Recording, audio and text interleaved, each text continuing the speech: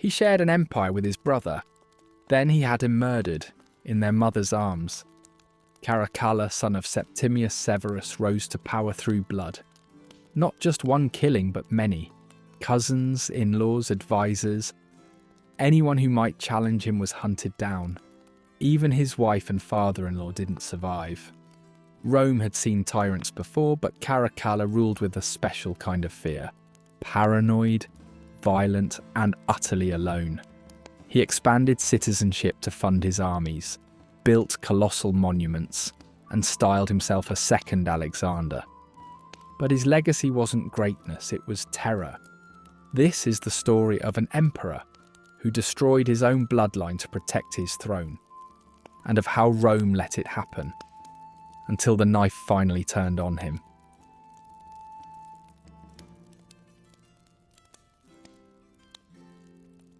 Let us embark on a journey into the heart of ancient Rome, where the life of Caracalla threads through the dark tapestry of history, a tale interwoven with ambition, blood, and unyielding power. This is not a fable of righteous heroes, but rather a grim saga where survival demanded treachery and mercy was a dangerously scarce illusion. With each step, we peel back the layers of antiquity, reveal a world where ambition echoed through the immense expanse of a gripping empire. In the bustling streets of Rome on April 4th, 188 CE, amidst the mingling scents of spices, sweat, and the clamour of daily life, the cries of a newborn punctured through the city's ancient noise. This child, Lucius Septimius Bassianus, would later be known as Caracalla. Born to Emperor Septimius Severus, a man who wielded power like a weapon, young Bassianus entered a world steeped in intrigue and political manoeuvring. His father, a sword's edge incarnate, had carved the family's illustrious path through shrewd manipulation and relentless force. As the heir to such an emperor, Caracalla was baptized into a crucible of ceaseless scheming and calculated alliances. From behind velvet draperies, he observed a stage teeming with alliances and betrayals fathomed through whispers in dimly lit halls. The lessons of his youth brushed against the reality of power dynamics. Strength was a sword, trust a liability. Thus, his early days were shaped less by tales of valour and more by surviving the empire's tumultuous heartbeat. Imagine Rome in all its splendour, an empire sprawling over continents, where triumphs resounded among columns that commemorated victorious generals. At this empire's helm stood Septimius Severus, Caracalla's father, embodying the fierce ideals of valour, rising from provincial shadows to seize imperial purple through staggering cunning and ruthlessness. Severus's reign, marked by expansion and power consolidation, made sword and fear fundamental in Rome's ethos. Amidst such grandeur, Severus applied himself to immersing his son, Caracalla, in the tempest of imperial politics and the theatre of war from an early age. The child witnessed firsthand the weight of decisions that reshaped history, strategies forged in bloody chambers and decrees resonating in the austere Senate. His father's teachings ingrained in him a dual legacy: the pursuit of power and unwavering reliance on the army's allegiance. From these teachings, Caracalla gleaned that an emperor, near godlike, sat on a throne grounded in the bones of countless foes. His youth passed within Rome's imperial walls, where every shadow harboured the footsteps of power. This childhood, if such it could be called, was anchored in court rituals, where allegiance traded through whispers among nobles. Caracalla's formative years were spent under scrutinising gazes, not solely from fatherly figures, but also from the empire's top advisors and generals, each with their agendas, each seeking favour from the boy who would one day command their fates. The Empress, his mother Julia Domna, infused a different dimension into his upbringing. A woman of Syrian heritage, Julia was more than a mere figurehead. She commanded respect and wielded considerable influence. Her intellect and charm attracted thinkers and scholars, broadening Caracalla's understanding of the world far beyond the martial dogmas. Her guidance instilled in him a grasp of complex philosophies and strategies, woven into the empire's political framework. In Julia, he found another masterclass, using views both philosophical and ambitious, dreaming of securing her lineage within imperial legacy. Youth gave way to experience marked by clanging armour and the smoke of distant battlegrounds.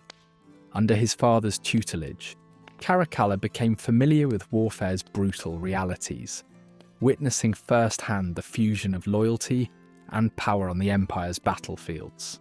Here he forged bonds with the legions, men whose loyalty dictated the Emperor's survival.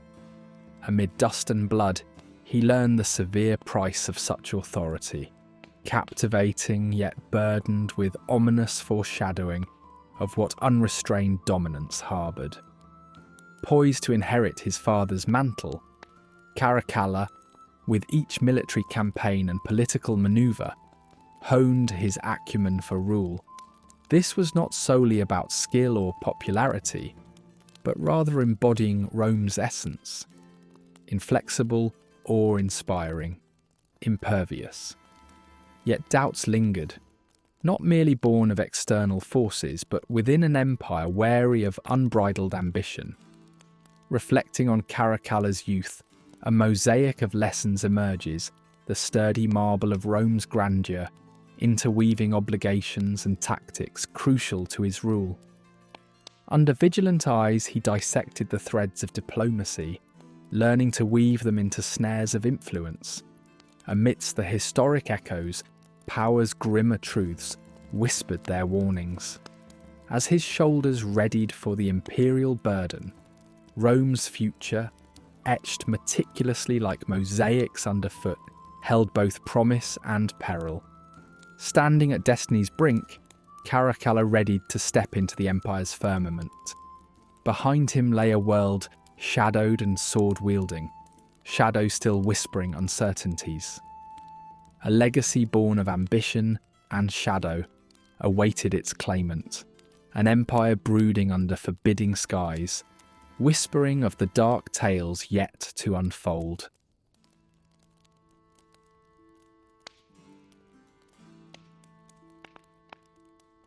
In the opulent yet perilous confines of ancient Rome's imperial court, the destinies of two brothers, Caracalla and Geta, were woven together by threads of power and ambition. They stood as heirs to Emperor Septimius Severus, whose plan for a joint succession inadvertently sowed seeds of discord. Though Caracalla was senior by just a year, he was thrust into the fierce mould of an heir, shaped by martial prowess and political acumen, while Geta, in contrast, found solace in scholarly pursuits and administrative duties, forever in the shadow of his brother's formidable presence. This dynamic of affection tinged with rivalry would shape a tumultuous path to power. Their joint ascension as co-emperors appeared outwardly harmonious, yet silent hostilities plagued their relationship. Each brother was nurtured by separate factions within the court, fueling a competition that went beyond sibling rivalry. The Roman Empire, in its grandeur, found itself ruled by two men divided by philosophy and politics, setting the stage for an inevitable clash. Where Severus sought to unite his sons under a single vision, he had unintentionally crafted a bitter landscape of ambition and suspicion, waiting for the faintest spark to ignite chaos. The shadow of Severus loomed large over his sons, a legacy of grandeur and authority that both cherished yet interpreted differently. The emperor's directive to name both sons co-emperors, intended to secure peace, instead bred tension and division in an empire accustomed to solitary rule. Caracalla mirrored Severus's martial fervour and ambition, whereas Geta sought to apply a more measured, thoughtful approach, thrusting the two onto divergent paths from the outset. In his attempts to prepare them for a shared rule, Severus could not bridge the chasm between their personalities. His vision for unity unwittingly became a legacy of conflict, as his death precipitated a power struggle that reflected their fundamental differences. Within the gilded halls of the Roman palace, the dual reign of Caracalla and Geta became a spectacle of political division. The palace, adorned to house one ruler, was divided into two factions, reflecting the fracture at the empire's helm. Love and intrigue thrived under separate roofs, with courtiers and advisors choosing allegiances in a delicate balance of power, each vying for favour with the future sole ruler. The walls that once echoed with opulence now whispered of treason, fueling the chasm that sundered the brothers' shared throne. These courtly intrigues wove an intricate web of deceit and loyalty, as advisors and political operatives aligned themselves not out of loyalty, but necessity. Even the Praetorian Guards, essential for stability, demanded careful handling. In this charged atmosphere, alliances shifted like silent sand under a relentless tide, orchestrating a clandestine opera of loyalty and betrayal. Whispers during banquets and orations shaped the narrative, delivering messages that widened the ideological chasm, foretelling an inevitable conflict. Beyond the palace, Rome's populace spun narratives of prophecy and fate, often personifying the brothers as representations of Rome's varied futures. The martial ambition of Caracalla was pitted against Geta's wisdom and restraint, as citizens debated loyalties in forums and baths. Artists and playwrights critiqued their rule through satire veiled enough to bypass censors, fueling divides and amplifying tension. Strikingly, Caracalla's spectacle-driven cult of personality began overshadowing Geta, a harbinger of the empire's shifting loyalties and an ominous sign for astute Rome. Across the city's expanse, from bustling marketplaces to stately villas, Rome mirrored its leaders' division. Allegiances displayed in tunics and whispered trades painted a vibrant tapestry of support, echoing the deeper fractures. Religious temples, hubs of both worship and political strategy, became stages for declarations of allegiance. Public spectacles further unmasked the fracture, as Caracalla often invoked Mars and Hercules, while Geta leaned towards civic and scholarly patronage. Thus, everyday life became a painted parody of the unity that the imperial architecture aspired to maintain. The legions of Rome, pillars of imperial stability, became pawns in this dynastic rivalry. Caracalla's martial skill and charisma won him the soldiers' loyalty, echoing his father's fearsome reputation and offering security through power and largesse. Conversely, Geta's intellectual and strategic engagement appealed to the military's more thoughtful ranks. This military schism captured the empire's essence, as soldiers grappled with loyalty amid ambition.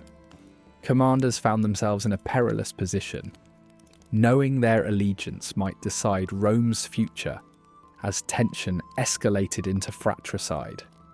The Senate, those bastions of patrician wisdom, became a strategic chessboard.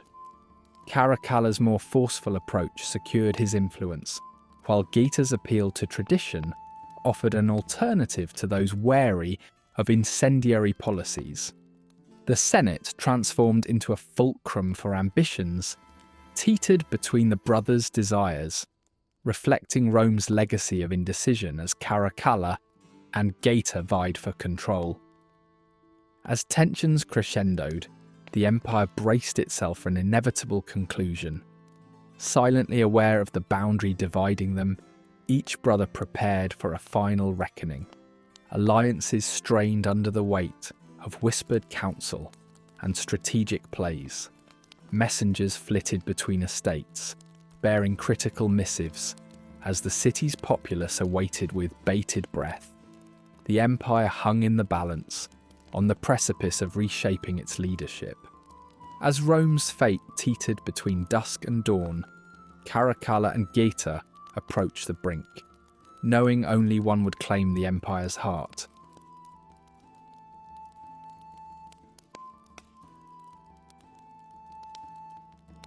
In the shadow-cloaked halls of the Roman imperial palace, a sense of foreboding lingered in the air like a nearly imperceptible scent.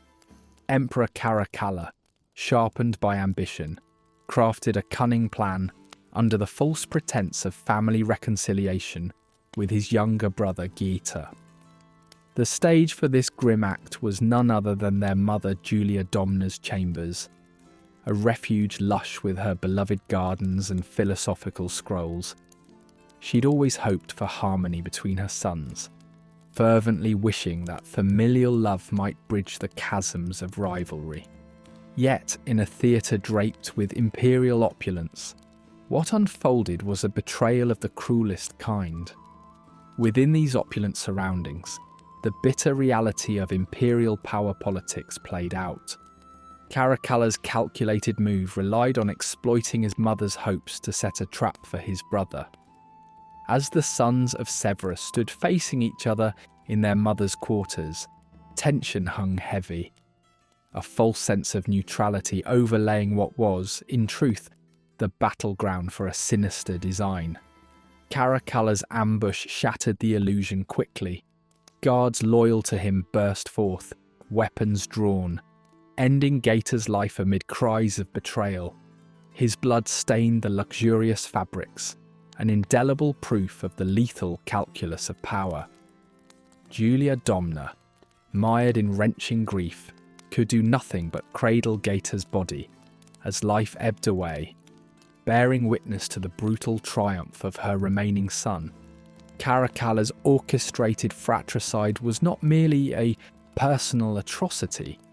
It sent ripples throughout the empire, dismantling any fragile hope of shared rulership that might have steadied Rome. Instead, it heralded a reign suffused with fear and suspicion, power stripped clean of any pretense of kinship. Caracalla viewed this monstrous act as a grotesquely necessary step to secure his singular dominance, dismissing family ties as a trivial impediment. The sacrifice of his brother, a brutal entry fee into the gritty depths of imperial authority, ushered in an era marked by relentless brutality, where even those closest to him found no safety. Julia Domna, besieged by grief, saw her once formidable influence wane rapidly. Her dreams of family peace now lay shattered, reframed as naive delusions under the oppressive rule of her surviving son. She became a tragic figure, trapped in a web of political treachery, her authority reduced to mere pawn-like existence. No longer the guiding force behind the throne, her legacy was supplanted by heartbreak and the stark realities of a sole ruler's merciless ambitions. The immediate aftermath of Gaeta's murder plunged the palace into an era of mistrust. The imperial court became a cauldron of paranoia and division, echoing with whispered allegiances and conspiracies. Caracalla, fearless in his consolidation of power, wielded his newfound authority as a weapon to instill compliance. Senators and military leaders tread cautiously, their loyalty tested by the weight of fear. Under Caracalla's reign, treachery was presumed, and mourning equated to rebellion.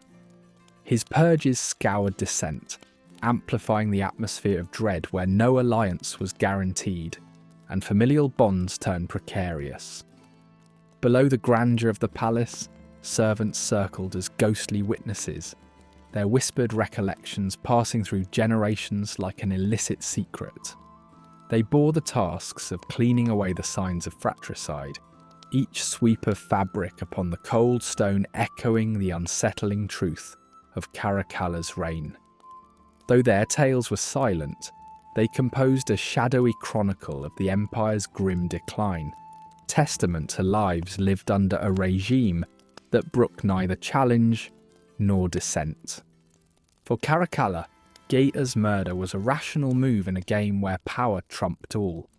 Steeped in the ruthless logic of Roman politics, he justified the act with a chilling resolve, viewing family as a mere obstacle rather than an unbreakable bond. This echo of ancient myths allowed him to rationalise betrayal, casting himself as a figure akin to Romulus, one who would not hesitate to raise the blade when fate demanded blood. The brutal sundering of brotherly bonds left Julia Domna in anguished solitude, surrounded by memories of a life that had irreparably fractured. Her role, once pivotal in the power dynamics of Rome, became laced with sorrow, affording her only the vestiges of duty overshadowed by personal loss.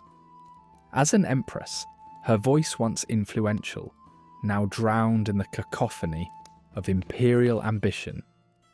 Outside the palace, Roman society trembled at the shock of Gaeta's death. Bitterness and whispers of cruelty filled public discourse, with tensions simmering dangerously close to eruption. Despite the emperor's attempts to spin the narrative in his favour, public unrest fermented under Caracalla's artful manipulation, turning what was once imperial majesty into a story of grasping deceit and survival at any cost. The murder of Gaeta marked a pivotal moment in Rome's narrative, testing the resilience of its politics and the bounds of its moral framework.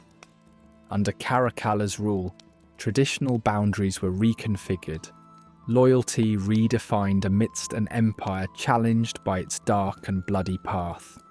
The shadow of fratricide lay long over the Roman consciousness, a harrowing reminder of how easily power could topple into tyranny, toppling ideals beneath the relentless force of ambition, unrestrained by kinship or conscience.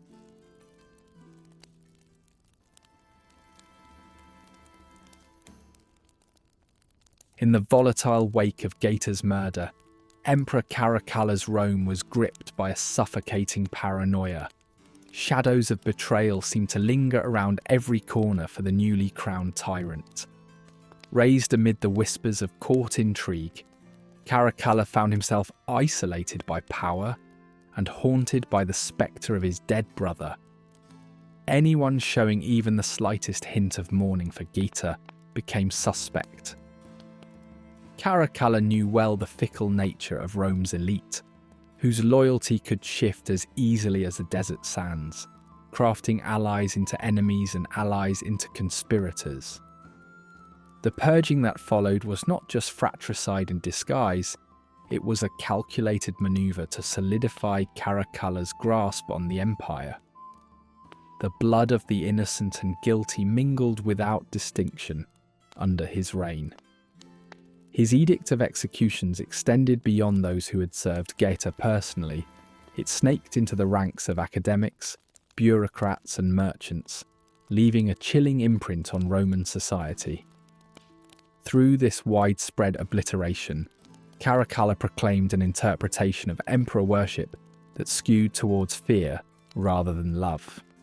Survival, at its most terrifying, demanded terror as a tool, marking a drastic shift from his earlier guise of securing Rome's stability and prosperity. The streets of Rome pulsed under a constant sense of dread. Neither rank nor standing could ensure safety. Those once bastions of the Roman Senate found themselves among the early casualties, a stark reminder that power offered no protection. Life turned into a daily gamble. Each morning met the citizenry with whispers of arrests that moved through Rome like parting clouds under a gathering storm. Neutrality became a liability. Even silent grief cloaked dissent risking brutal repercussions. Informers prowled the shadows seeking treachery, adding names to a dark list inscribed with blood ink. In this atmosphere of dire oppression, silence wielded a dreadful cost, crafting a city marked by invisible scars of suspicion and fear. This oppressive climate seeped into the very framework of Roman governance, sowing fragmentation as trust dissolved like rain seeping through cobblestones. A city bustling outwardly, yet hollow within. The military felt the purge acutely. Soldiers loyal to Geta faced heart-wrenching decisions: flight, silence, or cursed allegiance to Caracalla. Survival demanded cunning, a graceless dance in the Emperor's court of fear. Yet even allegiance held no security against Caracalla's compulsive suspicions that crackled down ranks like wildfire. A chain reaction of paranoia consuming all within reach. Despair among soldiers gave rise to desertion, driving a wedge through the once noble ethos of fellowship and loyalty binding the legions. Thus the Roman military turned inward, its unity frayed, its spirit broken. Rome paid dearly for this unravelling, as Caracalla's ambition dragged the empire into deeper turmoil. Beyond Rome's heart of power, ripples of Caracalla's purges spread like a chilling breeze through the population. The common folk, masters of survival, were caught in fearful currents. Markets once lively grew silent, words measured in fright of treason. Families vanished into countryside vales, leaving behind neighbourhoods stifled into fragments of suspicion and unease. Even in fear, a selected few risked clandestine whispers of Geta's kindlier rule, a guarded hope beneath the oppressive yoke of Caracalla's vanity. Within the imperial palace, reverberations of the purge echoed with a feverish pitch. Even those close to Caracalla were ensnared in this web of paranoia. Advisors and courtiers danced a cautious reel of fidelity, allegiance a mere masquerade cloaking internal, strategizing for survival. Whispers painted the halls with tales of plots and knives in the dark, not enemies beyond, but born from Caracalla's escalating mistrust. The emperor withdrew into an insular circle of confidence, isolating him in a cocoon of mistrust, weaving delusions of divine purpose into each grim decree. Underneath this facade of grandeur, there lay emptiness, an empire throbbing with fear and awash with blood-carved memories. Caracalla's purges unfolded as grim ledger entries signed immortality. Records were not simply chronicles of the past, they etched new epochs of doom. Diligent scribes, historians and informants inked the fate of Rome's populace, swelling the pages of an imperial catalogue written in despair. Despite the veneer of order envisioned by these purges, within the entrails of the empire bubbled undercurrents of rebellion. While execution lists lengthened, provincial whispers grew bolder, echoing defiance across Rome's distant margins. Cloistered networks of resistance fused, harmonizing past grievances into unified cries for justice, a defiant melody clashing against the discordant notes of tyranny.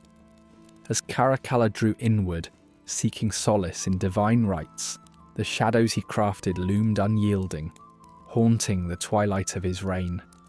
Each sleepless night unfurled as a breach in his ambitions, dreams tainted by cries of those sacrificed on his altar of power. In pursuit of unchecked might, the emperor stumbled upon the true adversary, not forged in enmity, but born of his fractured self. Under his relentless rule, Rome teetered, an empire unravelled, a requiem spoken not only of ashes, but also of legacy lost and waiting to be reclaimed.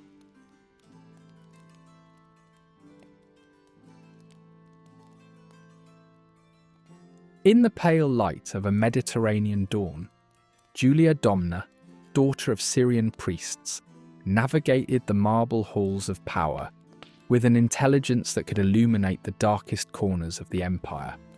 Her marriage to Septimius Severus had not only elevated her to the status of empress, but had also turned her into a silent force within the imperial court.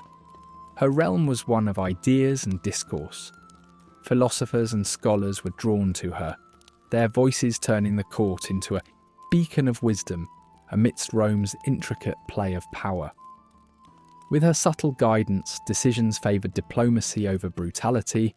Her touch was felt in every softening of harsh policies, every quietly formed alliance. Yet power for a woman in Rome was a precarious affair.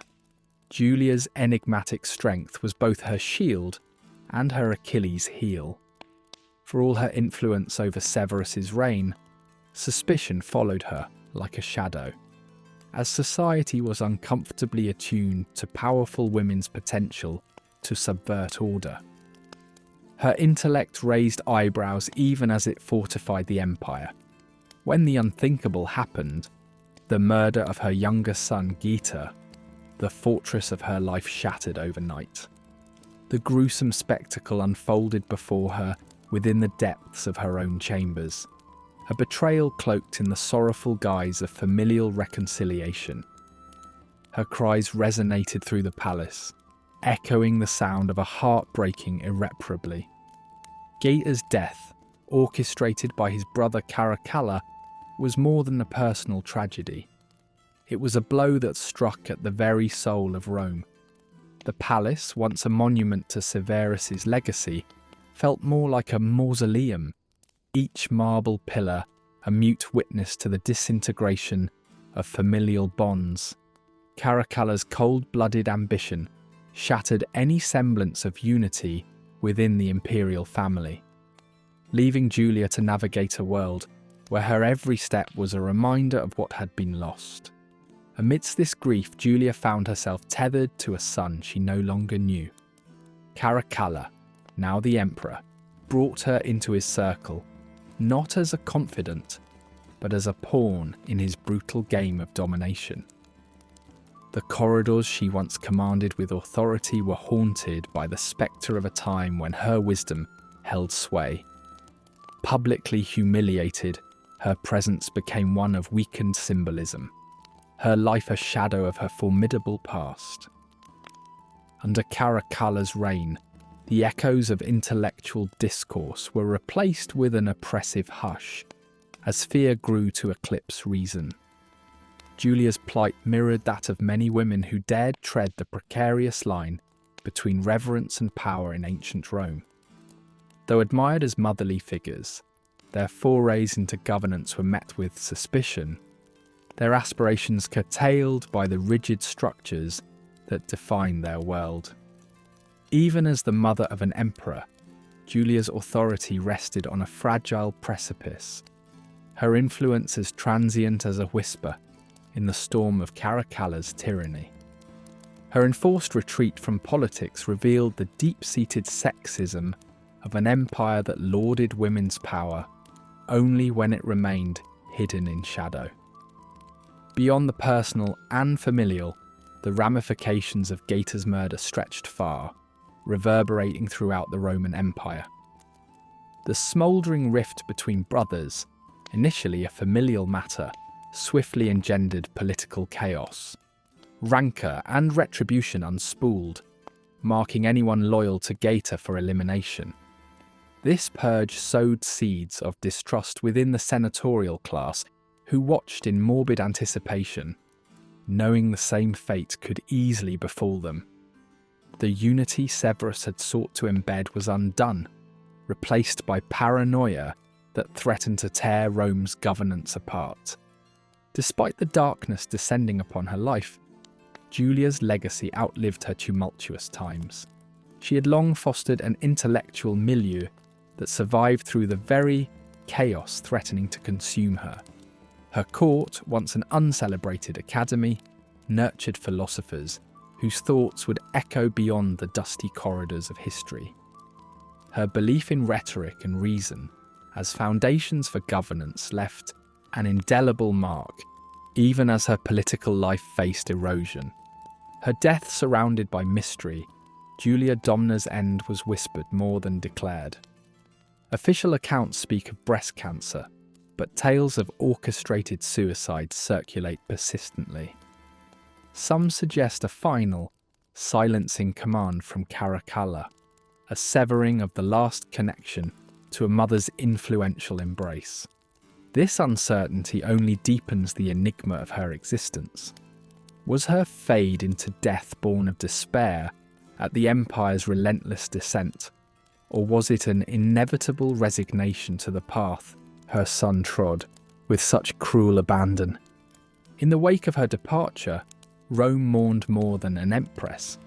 It lamented the loss of one who had once been the heart of its intellectual and diplomatic life.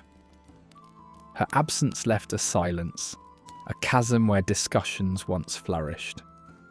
Her story remains a testament to the quiet power of intellect and the enduring influence of those who wield it, not with force, but with grace and wisdom. Through the tragedy of Julia's life, the ancient lesson emerges anew, that even amidst the clamour of swords and the cries of ambition, the whispers of wisdom can leave the most lasting echo.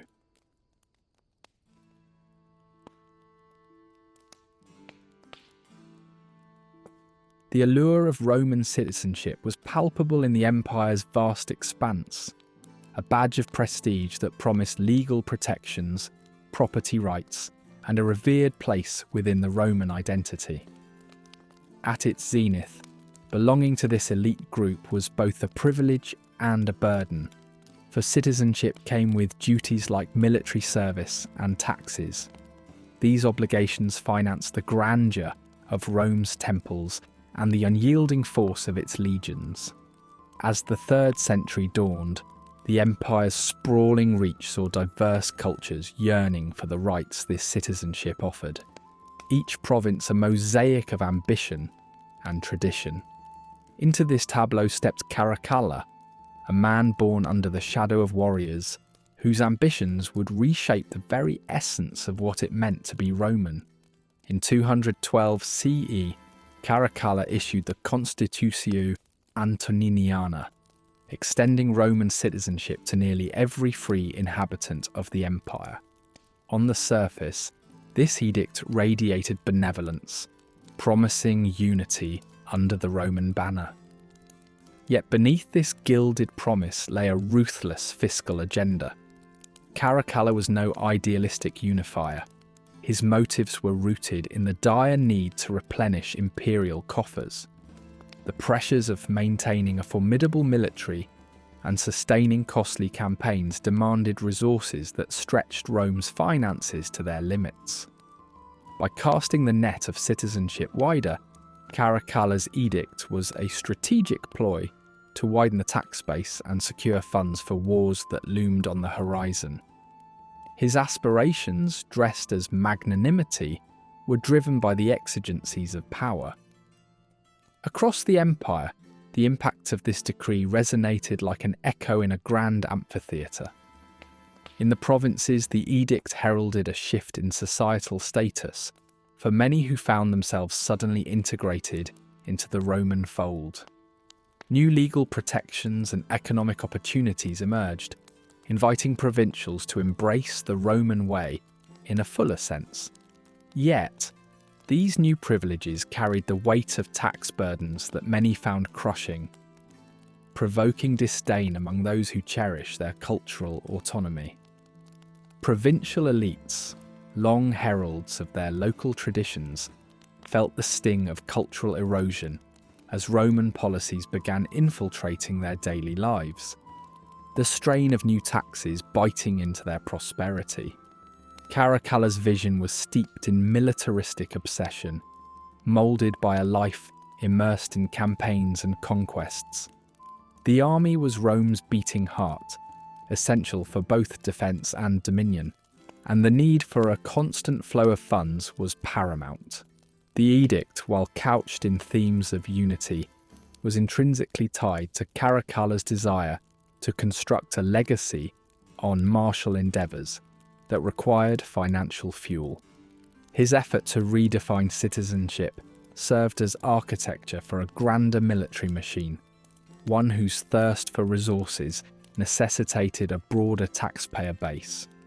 Beyond immediate military needs, the edict served broader economic purposes.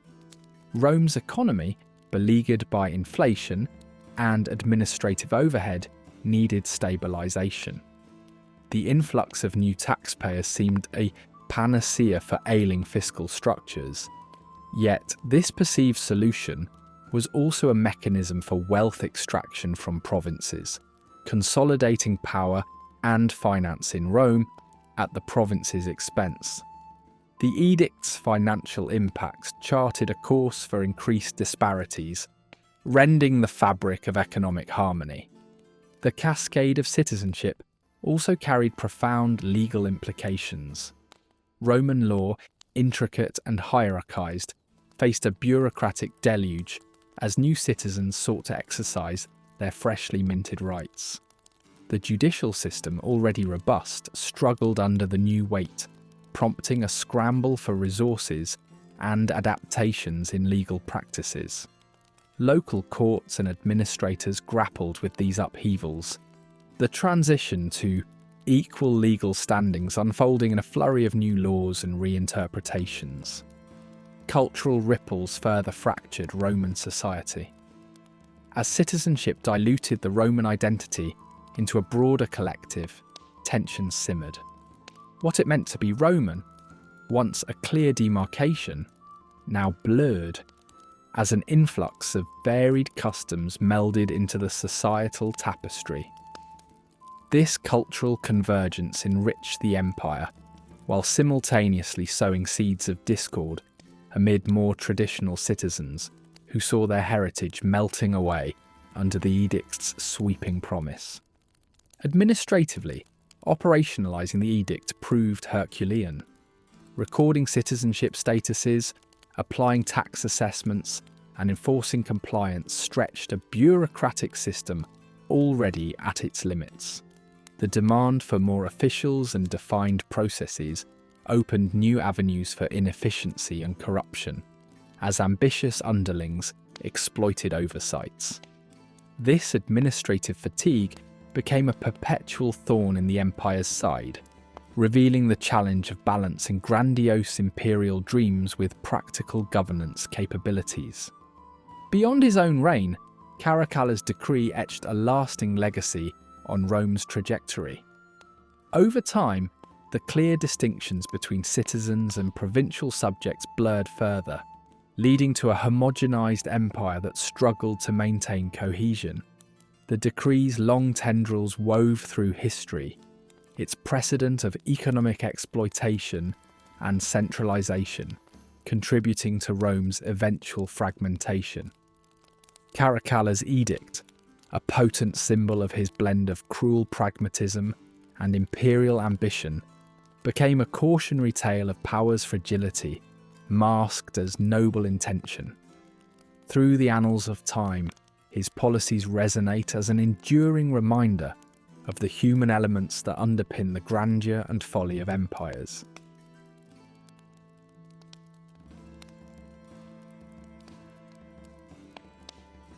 In the grand tapestry of Roman mythology and military achievements, young Caracalla found himself captivated by tales of ancient conquests, none more alluring than those of Alexander the Great.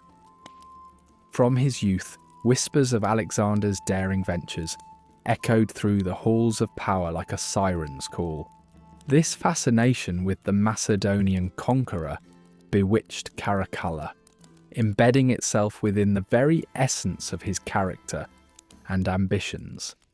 The allure of emulating such a storied figure was irresistible, transforming his admiration into an obsession that profoundly shaped his reign. Caracalla eagerly donned the mantle of this admiration, believing himself the reincarnation of Alexander. He immersed himself completely in the tales of Alexander's legendary campaigns, echoing his idol's martial aspirations. Yet this haunting fascination clouded his judgment, blinding him to the practicalities of governance and strategy. With every passing year, Caracalla's delusions of grandeur deepened, leading him inexorably into a shadow world where fantasy and reality intertwined, blurring the boundaries of his imperial aspirations. Driven by this fervent obsession, Caracalla embarked on a transformation that mirrored his idol. He adopted the regal attire of the Macedonian warrior, swapping the traditional Roman garments for flowing robes and armour, reminiscent of Alexandria's golden age. His public appearances became theatrical displays, clothed in ancient fashions that signified his desire to parallel Alexander's image. His manners, gestures, and even the cadence of his speech mimicked the Macedonians, holding the empire in a state of bewildered reverence, tinged with growing apprehension. Yet the outer trappings of greatness could not bridge the chasm between myth and reality. While Alexander's strategies were legendary for their brilliance and innovation, Caracalla's attempts at imitation fell perilously short. His military campaigns echoed the structure, but not the substance of his idol's genius, leading to a series of reckless decisions that strained the empire's military resources. Advisors and generals offered cautious counsel, but their words found no ground in the emperor's mind, which was veiled in the seductive echoes of a long-lost legend. Caracalla's ambition to recast Rome's army in the mould of the famous phalanx was driven by this same obsession. His revisions sought to reshape the disciplined Roman legions into an army reflecting Macedonian ideals, disregarding centuries of proven martial doctrine. As these changes rippled through the ranks, the once proud legions found themselves adrift in a doctrinal maelstrom, struggling to reconcile Roman practicality with the emperor's errant visions. The soldiers, caught between the reality of battle and the emperor's fantastical decrees, grappled with confusion, their morale tested by the unsound whim of imperial fantasy. Alongside this military restructuring, Caracalla's beliefs nudged him toward notions of semi-divine status, tarnished though they were by mortal limitations. Drawing parallels between himself and Alexander's claim of divine descent, he propagated myths of celestial lineage. His self-fashioned deity narrative lent him an unearned aura of invulnerability, bolstering his authority but further distancing him from the mortals he ruled. The cracks between the celestial facade and human frailty appeared as his errors compounded, revealing a ruler increasingly out of touch with earthly responsibilities. Iconography across the empire mirrored his grandiose inclinations. Art and coinage bore his likeness, stylized in the fashion of Alexander himself, ingraining this identity into the cultural fabric of Rome. Statues posed in heroic mimicry sought to immortalize his ambition, yet each artistic endeavor underscored the emperor's insecurities rather than his triumphs. Desperation for legacy bled through these depictions, painting the portrait of a ruler trapped by the chains of his own imaginings, an echo rather than a luminary. In diplomacy, Caracalla's mind, consumed by fantasies, twisted further into the realm of myth. His engagements with foreign dignitaries carried rhetoric soaked in legends, overshadowing practical negotiations. Enchanted by visions of being like Alexander reborn, he demanded respect due a demigod rather than a mere mortal ruler. These interactions, more pageant than policy, led to fragile alliances untempered by pragmatism, complicating foreign relations with threads spun from tales rather than truths. As Caracalla cast his eyes eastward, chasing Macedonian shadows, he unwisely believed he could replicate his hero's triumphant path. mobilizing his forces to embark on a campaign meant to echo Alexander. He discovered the harsh divergence of dreams from logistical reality. Forged strategies crumbled. The emperor's logic was lost in reverie as the rigors of war demanded clarity where fantasy held sway.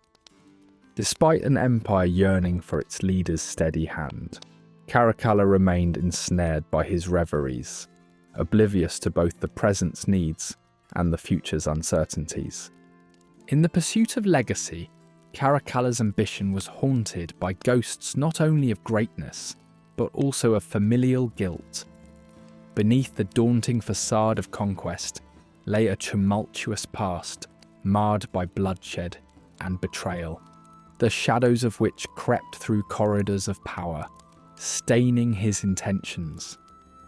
These spectres fueled his relentless pursuit to surmount past transgressions with grand accomplishments, leaving a legacy that wrestled with the spectres' reminders of familial treachery and undone loyalty.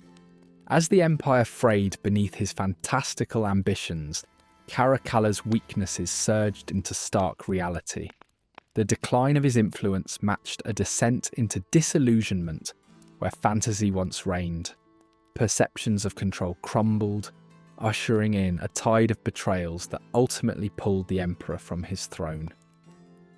The legacy he endeavoured to craft remained an unreachable echo, his life concluding in quiet ignominy rather than the storied reverence he so desperately sought. Thus concluded his reign, a cautionary tale of the perilous fantasy of chasing shadows rather than embracing the path illuminated by the truths of one's own world.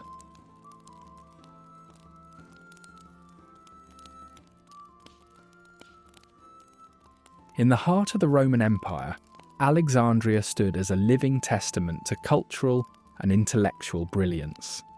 A city founded by Alexander the Great himself, and named in his honour. Its streets bore the footsteps of numerous scholars and thinkers, drawn to its famous library and the towering lighthouse of Pharos. Greeks, Egyptians, Jews and Romans all converged here, creating a mosaic of cultures bonded by the constant exchange of ideas and a bustling trade network. But beneath this vibrant surface simmered a brew of tensions, ethnic, social and political, that occasionally boiled over, leaving Alexandria a tinderbox just waiting for a spark. Satirical plays became a popular outlet for the suppressed frustrations of the people, a form of subtle resistance hidden beneath layers of humour. The citizens of Alexandria had no qualms about lampooning Caracalla's reign, mocking his ruthless climb to the throne and his blood-soaked family affairs. These plays were more than just entertainment. They were a public catharsis, a daring critique, wielding wit as a weapon against imperial excess. For the audience, each jest offered brief relief, a collective sigh of defiance against an emperor feared for his cruelty. Yet, to Caracalla, these performances felt like nails scratching at his very throne, a call to arms against his increasingly paranoid hold on power. The emperor, never one to tolerate dissent, perceived these theatrical productions as more than mere ribbing. They were potential threats to his reign, seeds of rebellion demanding to be uprooted. Paranoia mixed with wrath spiraled into action. Caracalla understood Alexandria's symbolic power, a city not unlike Athens when it came to intellectual insubordination. Where others saw satire, he saw insurrection. Determined to extinguish this defiance, Caracalla chose brute force as his instrument. Troops arrived, and under Caracalla's orders, they transformed Alexandria into a stage of their own, one of methodical violence and bloodshed. Spurred by the perceived insolence, Caracalla unleashed his military might with calculated devastation. Homes were invaded, fires ignited, and streets that once hummed with the sounds of philosophers and merchants became eerily silent, soaked with the blood of men, women, and children alike. This was not chaos, but a deliberately orchestrated symphony of terror, aimed to drown out ridicule with the clang of swords against flesh. Scholars, whose thoughts once danced freely in the halls of the great library, fell silent, victims of an imperial decree that preferred the quiescence of death over the cacophony of critique. In this sweeping massacre, the intellectual heart of Alexandria came perilously close to its last beat. The libraries, once abuzz with eager scholarly debate, were hushed, their shelves grim witnesses to the blood-splattered tiles where learned individuals once stood. The quills lay still, and the scrolls, once full of lively discourse, now gathered dust as grim monuments to a history marred by brutality. Installing fear instead of reverence, Caracalla's bloody vengeance sowed not respect, but a bitter disdain, echoing through the empire long after the cries had faded. But even in the shadow of such horror, Alexandria's spirit was unyielding and began to rebuild through creativity and resilience. Artists and writers started to craft anew, shaping elegies and melodies that would speak truth to tyranny. The massacres, intended to erase voices of dissent, inadvertently fueled a renaissance of whispered resistance and renewed cultural vigour. Along parchment lines flourished symbolism as a quiet rebuttal to imperial iron. Poetry and prose became the language of rebellion, subtle but tenacious in their endurance. Emperors who followed Caracalla tread carefully, their hands stained by the knowledge of his reckless bloodlust. His was a lesson branded into the minds of those aware that ruling through fear reaps only transient compliance, not loyalty or respect. The massacre in Alexandria showed the futility of tyranny and left a legacy of questions regarding governance and power. An emperor's might is neither eternal nor infallible. If Caracalla intended to cement his authority, what he achieved instead was the fortification of Alexandria's resolve and a timeless testament to the danger of unchecked domination. Years passed, but the scars of the massacre on Alexandria's collective memory did not fade. Stories of imperial cruelty blended into the very fabric of the city, threaded through generations, ensuring that each remembrance served as a warning, an homage to the lost and a testimony to endurance. From despair emerged a nuanced wisdom, a wariness of the tantalizing allure of imperial grandiosity and a cautious embrace of autonomy. Alexandria endured, its spirit more resilient than ever, wrapped in a chrysalis of history lessons learned from the ruins of its darkest days. Caracalla's heavy-handed approach would resonate through time, rippling across the known world as both a cautionary tale and a grim reminder of the destructive power of unchecked rule. From those ancient streets of Alexandria emerged a beacon, a flickering yet enduring light of human resilience, forever whispering to generations yet to come. Seek humanity within history's pages, and let not the past crumble under the weight of willful forgetfulness.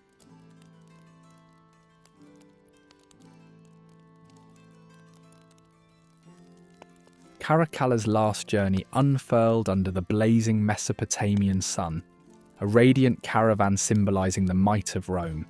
His entourage moved with ceremonial grandeur, yet whispers of betrayal cut through the air like the desert winds. The emperor, cloaked in the illusion of invulnerability, travelled roads etched with historical defeat, oblivious to the ominous portents shadowing his path. Back in Rome, where ambitions brood beneath the marble sheen, senators and soldiers alike harboured wounds from his ruthless reign. As Caracalla led his troops toward Carrhae, remnants of unease settled deep within his ranks. A glittering array of soldiers guarded him diligently, their armour reflecting the bright sun. Yet beneath this display, tension simmered. The luxury of his tent, peppered with gold and ivory, did little to console Caracalla's growing paranoia. Dreams became spectres that haunted him. Vestiges of a brother slain, echoes of Gaeta's last cries filling the night air. Within the ranks, friendships unravelled into suspicion, as rumours of discontent wound through campfires like smoke. The Emperor, unaware of the poison seeps into his circle, failed to grasp the resentment taking root among the men he commanded. Caracalla's lavish ways had won admiration from some, but bred resentment among those who felt their toil unrewarded. Memories of his despotic rule, from massacres to the grandiosity of the Macedonian fantasy, lashed at the loyalty he desperately needed. Isolation settled on him like a shroud, unnoticed drifts of division weaving through his army. Julius Martialis, a soldier among many, harboured a deeper grievance against Caracalla. Unlike the grand conspiracies that sealed the fate of Julius Caesar, Martialis stood alone, driven not by glory but by bitterness. The common soldier transformed into an assassin, motivated by small slights, magnifying into a seething hatred. Caracalla, descending from divine illusion to complete vulnerability, stopped by the roadside to indulge in a mundane necessity. It was in this moment of solitude that Martialis crept forward. The desert paused, then roared to life as the knife struck, carving Caracalla's reign into history with a single, decisive cut. Rome's reaction to the news of Caracalla's assassination was visceral. The heart of the empire pulsated with a strange awareness, whispers intertwining over cobblestones and among the Senate's grand halls. Where there was shock, there was also a relief. A tyrant fell, and opportunity rose to greet the ambitious at dawn's first light. Aspirations danced in marble corridors. Alliances formed and dissolved as Romans pondered the empire's future. As the dust settled, Caracalla's body lay far from the opulent triumph he might have envisioned. Stripped of the grandeur one would expect for an emperor, his lifeless form was hastily prepared, devoid of ceremony on foreign soil. His death, though monumental, became an intimate footnote in the desert's expanse, where the echoes of power, both splendid and cruel, faded beneath the sun's relentless gaze. Deft hands moved to conceal the emperor's remains while marking the way forward with newfound trepidation. Historians, when poring over Caracalla's life, relayed his complexity with differing strokes. Some labelled him a tyrant, others a tragic figure tangled in the pursuit of emulating Alexander. His edict granting citizenship, while fiscally motivated, hinted at grander designs, ushering in unity and obligation across Rome's sprawling territories. The paradox of his era prompts ongoing debates, encapsulating the risks and realities of ambition unchecked by empathy. In Caracalla's fall, the empire trembled yet adapted, realigning the power structure, introducing Macrinus not by blood, but by the Praetorian Guard's bold decree. His ascent illustrated Rome's shifting sands, where destiny and power intertwined anew, driven by strategies that denied hereditary dominance. With this renewed dynamic, whispers of chaos loomed, as distant provinces contemplated revolt, but remained impeded by loyalty or fear. The costly legacy of Caracalla's tyranny echoed profoundly, the stories of those silenced etched into the stone foundations he left behind. A lesson emerged. Power laced with brutality bore an unrelenting price, forever altering the landscape of Roman political life. Rome's resiliency, though burdened by fierce ambitions, endured amidst the fading glory and shadowed whispers of its imperial dance. The empire weathered the memory of the emperor's divisive shadow, his life a cautionary testament to the fragility of unchecked authority. In the quiet remnants of Caracalla's story, the continuance of Rome's saga revealed itself under the watchful stars, a tale of humanity's seductive struggle with power, retold amidst the flickering brilliance of its eternal night.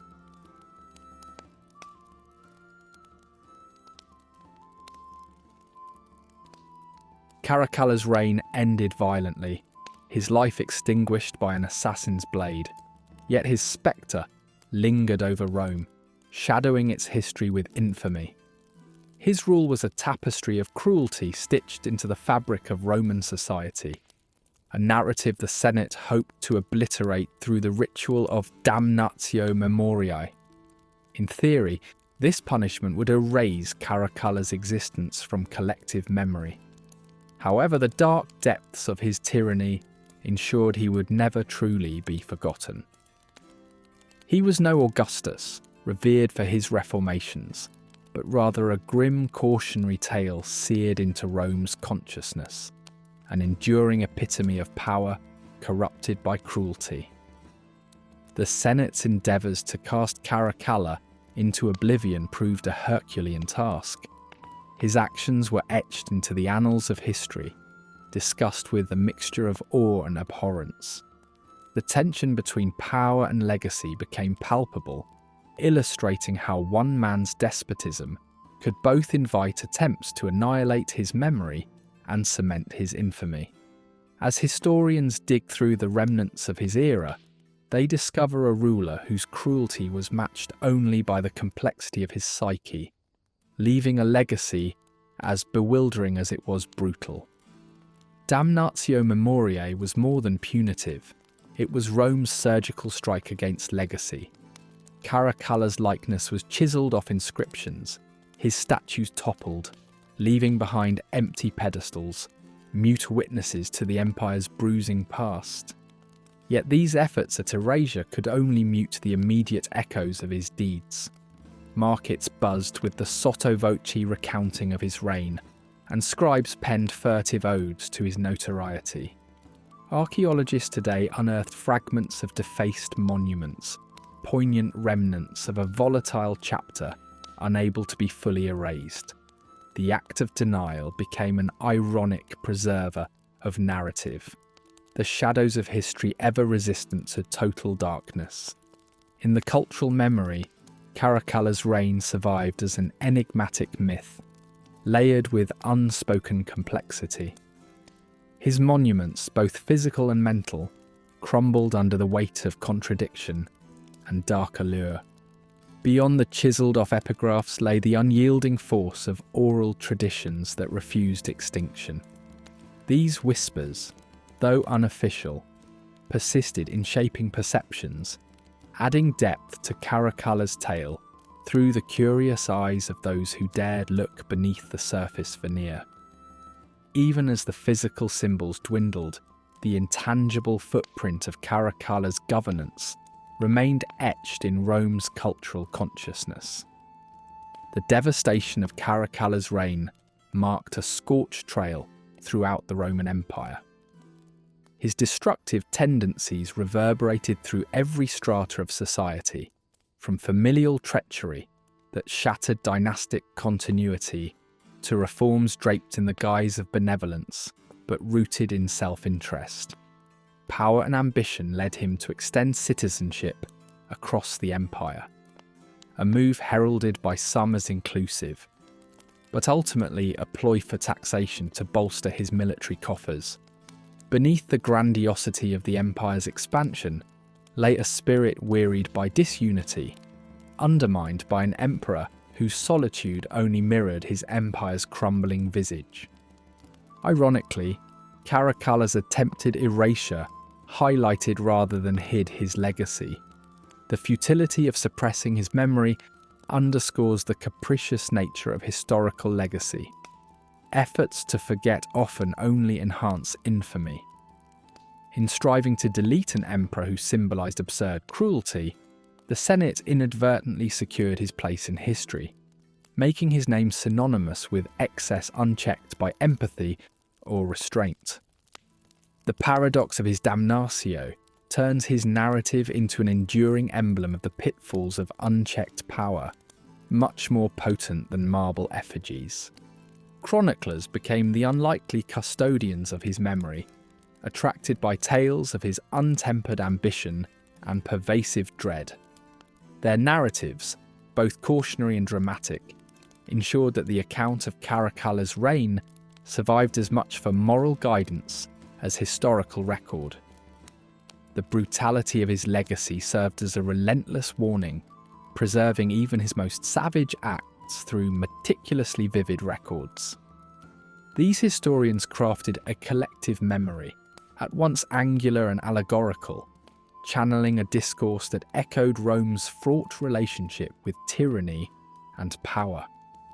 Yet amid this chaos, fleeting glimpses of humanity appeared, painting a complex portrait of a man plagued by insecurities as profound as his ambitions.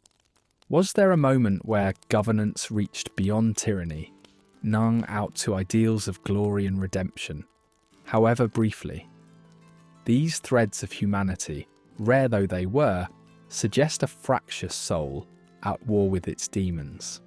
Through Caracalla's story, we witness a fractured kaleidoscope of governance, one poised between the potential for change and the devastation of the human spirit consumed by avarice and hubris.